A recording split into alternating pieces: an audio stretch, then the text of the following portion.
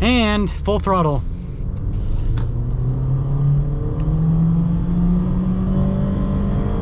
Hey everyone, it's Ben Hardy here, and in today's video we're going to be doing a review on the all-new Honda HR-V, and with that being said, let's get into it.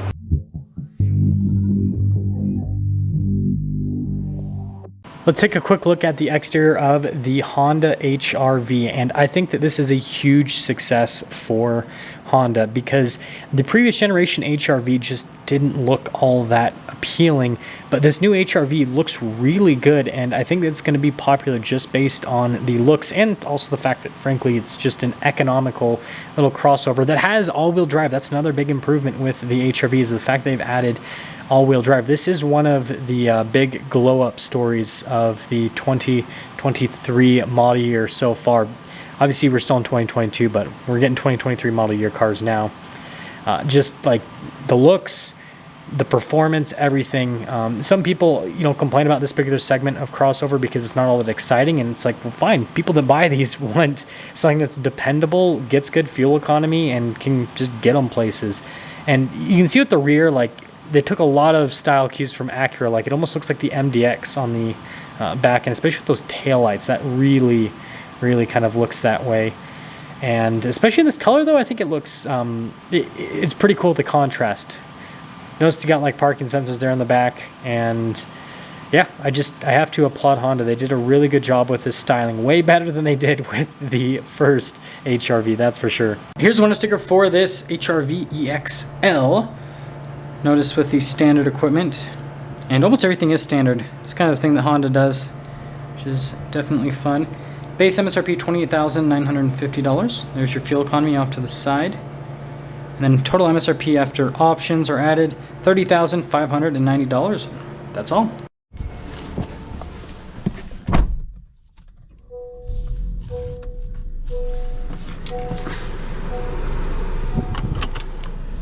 Okay, so let's talk about visibility here in the HR-V before we set off. Here's the visibility of the hood, both the mirrors, which do have blind spot monitoring, and then throughout the rest of the rear.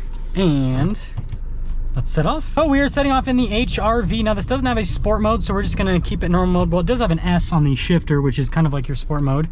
So I guess we'll do that. And full throttle.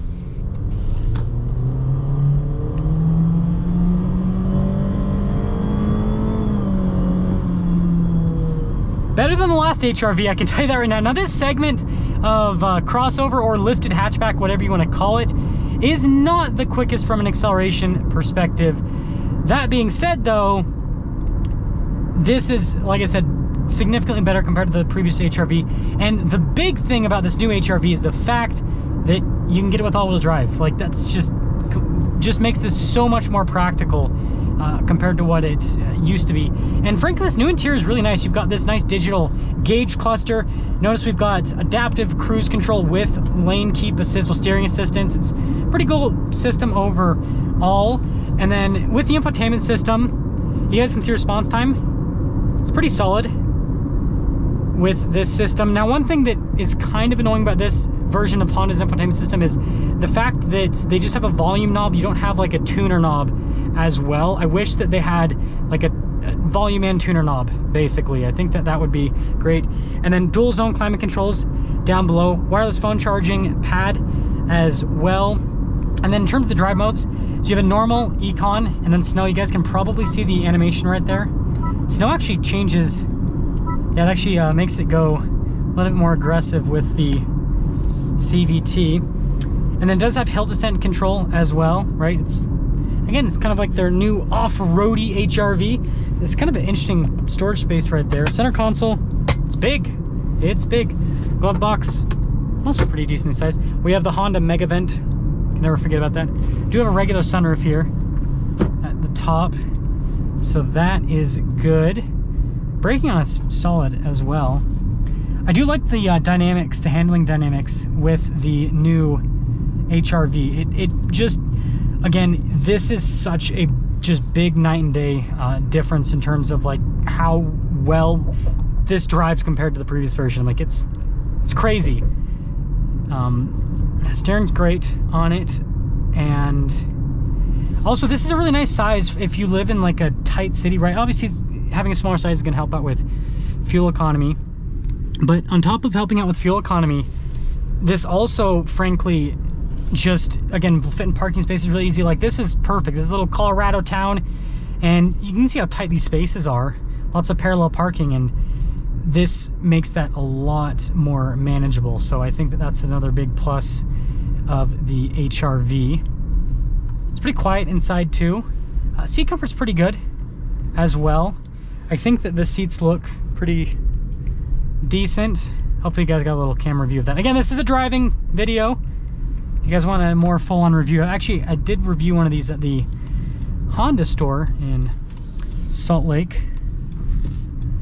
Now this little area is what I've been using to kind of test out the suspension of the cars, because it's just kind of like a bumpy road.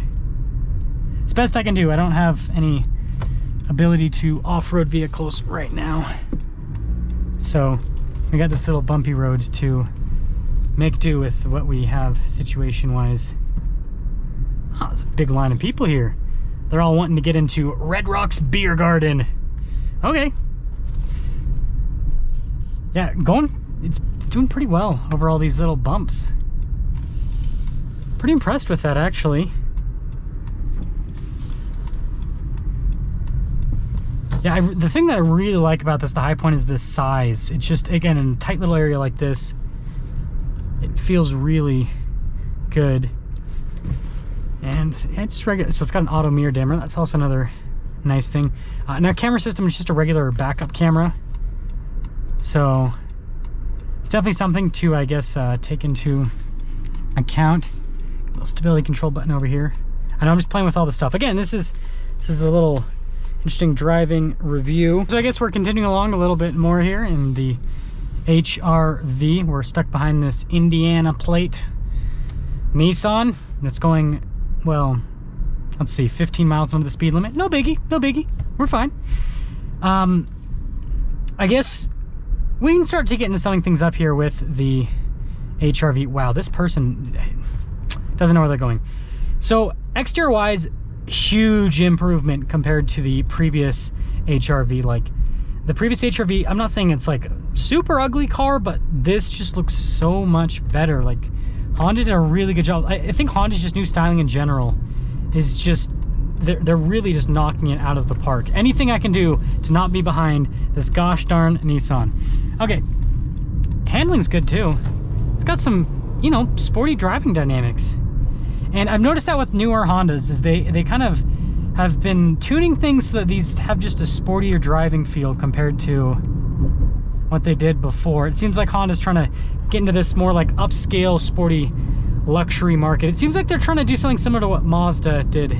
And yeah, material use throughout is pretty solid.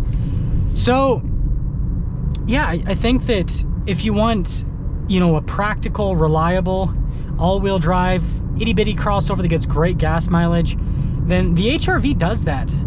And it does it at an affordable price. And if you own the previous version HR-V, like seriously upgrade. Like this is, ooh. It's not quick. It's definitely not quick. But this is such a big upgrade over the previous generation HR-V. It's, I know I sound like a broken record, but yeah, it's definitely worth the upgrade.